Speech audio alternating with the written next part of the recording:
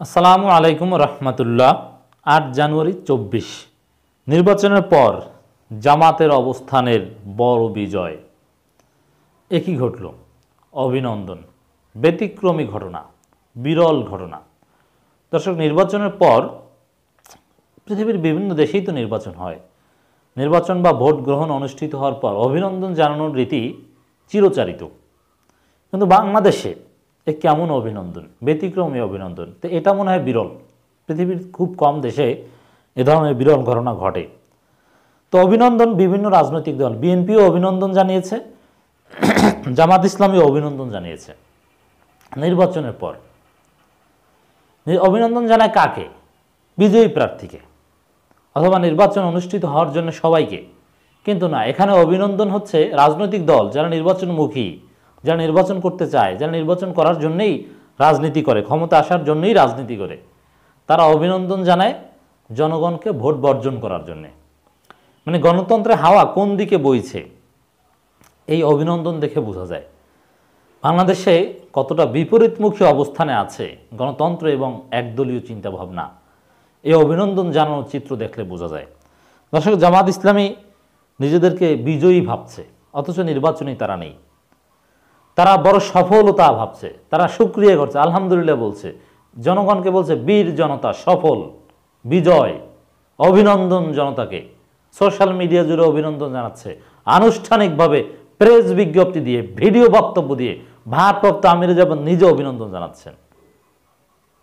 এটা ব্যতিক্রমী ঘটনা, নিঃসন্দেহে ব্যতিক্রমী ঘটনা। এটা আমি গণতন্ত্রের গতি প্রকৃতি নির্ধারণের ক্ষেত্রে এই অভিনন্দনকে আমি তাৎপর্যপূর্ণ বলে মনে করি।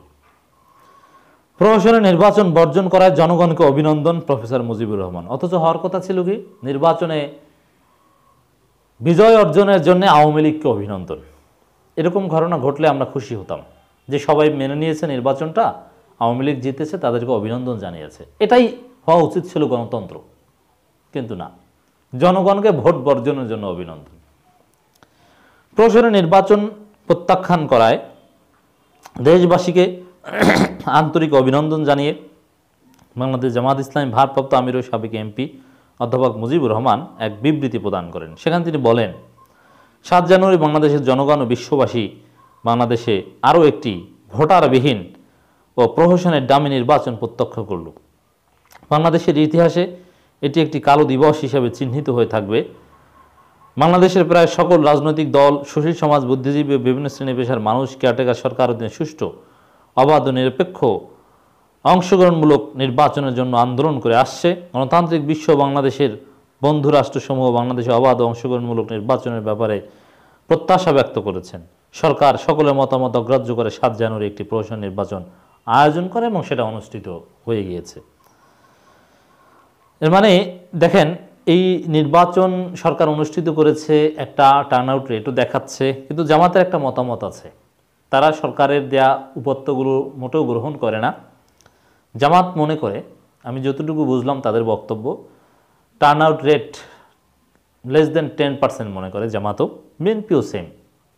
তিনি আরও বলেন, প্রহসনের নির্বাচনকে যদিও বিএনপি 5%-এর কম নামিয়ে দিয়েছে, কিন্তু বাস্তবতা 10% বা একটু বেশিও হলে হতে পারে নির্বাচন। তিনি আরও বলেন, প্রহসনের নির্বাচনকে অংশগ্রহণমূলক ও গ্রহণযোগ্য করে তোলার লক্ষ্যে সরকার নিজেদের দলীয় লোকদের স্বতন্ত্র, বিদ্রোহী ও ডামি প্রার্থী হিসেবে দাঁড় করিয়ে ভোটারদের ভোট কেন্দ্রে আনার অপচেষ্টা চালায়। তো এই যে ডামি প্রার্থী, ডামি ভোটার, ডামি লাইন, এগুলোর মাধ্যমেই তো নির্বাচন ইলেজিটিমেট হয়ে যায়, আর তো কিছু দরকারই হয় না।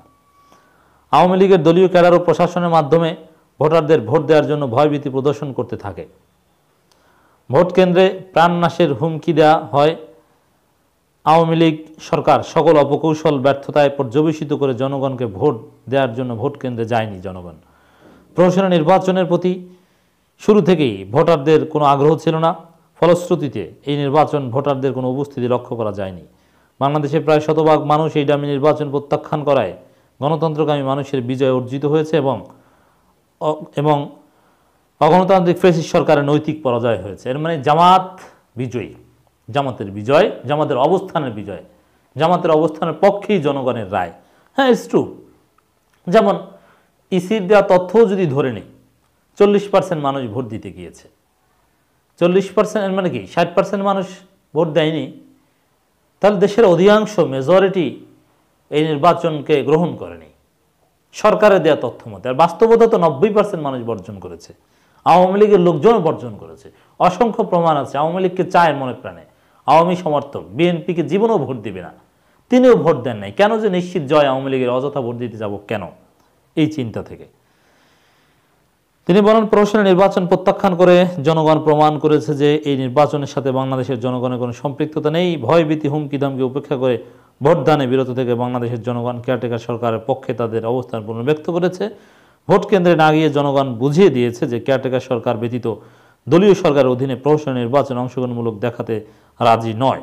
কেয়ারটেকার সরকারের অধীনে নির্বাচন হলে 70 থেকে 80% জনগণ ভোট দিতে যেত।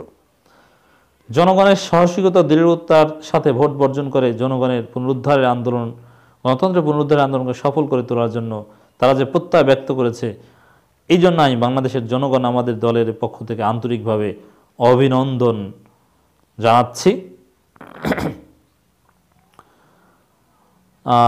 এবং কেয়ারটেকার সরকারের জন্য সুষ্ঠু, অবাধ, নিরপেক্ষ নির্বাচন, অংশগ্রহণমূলক নির্বাচনের ব্যবস্থা করার জন্য সরকারের প্রতি আহ্বান জানাচ্ছে। আহ্বান কিন্তু এখনও সরকারের প্রতি, এটাও ইম্পর্টেন্ট একটা বিষয়। আশা করি সরকার জনমতের প্রতি শ্রদ্ধা প্রদর্শন করে শুভবুদ্ধির পরিচয় দিবে। তা এখন দেখেন চারদিকেই কিন্তু অভিনন্দন, সারা পৃথিবীব্যাপী অভিনন্দন হবে। অভিনন্দনও এখন একটা অন্য বিষয়ে পরিণত হয়েছে। আওয়ামী লীগ নির্বাচন করেছে ডামি নির্বাচন, আগেই বলেছি, ডামি প্রার্থী, ডামি ভোটার, ডামি লাইন, ডামি খিচুড়ি, এরপরে ডামি ফলাফল, ডামি পর্যবেক্ষক, ভাড়ায় খাটা পর্যবেক্ষক, ডামি সার্টিফিকেট, ডামি বৈধতা, নিজেরা নিজেদেরকে বৈধতা দিচ্ছে। ওবায়দুল কাদের নিজে সবাইকে ধন্যবাদ জানাচ্ছেন, এর মানে নিজেরা। আবার অভিনন্দন নিজেরা। আবার বিএনপি জামাত তারাও অভিনন্দন জানাচ্ছে। আন্তর্জাতিক সম্প্রদায় দুই ভাগে, দেখবেন যে কেউ অভিনন্দন সরাসরি না বললেও ভোট বর্জন হয়েছে এর পক্ষে অভিনন্দন তারা পরোক্ষভাবে হলেও জানাবে। তো এই হচ্ছে অবস্থা দর্শক, এই অভিনন্দন বিরল ঘটনা। তবে অভিনন্দন আমিও জানাতে চাই, আওয়ামী লীগকে অভিনন্দন জানাই। কেন, কোন পার্সপেক্টিভ অভিনন্দন জানাই?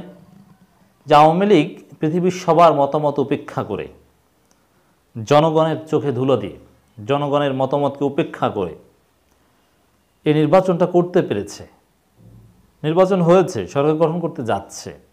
তো এই যে কারচুপি এবং নানান কৌশল, নানান ক্রিয়েটিভ বুদ্ধি, কোনটাকে কিভাবে ধামাচাপা দিতে হবে, কখন কি বলতে হবে, মানে সবার চোখে ধুলো দিয়ে এই যে একটা ডামি খেলা খেলতে পারা, এবং তার মাধ্যমে হয়তোবা দীর্ঘদিনে সরকার চালাবে।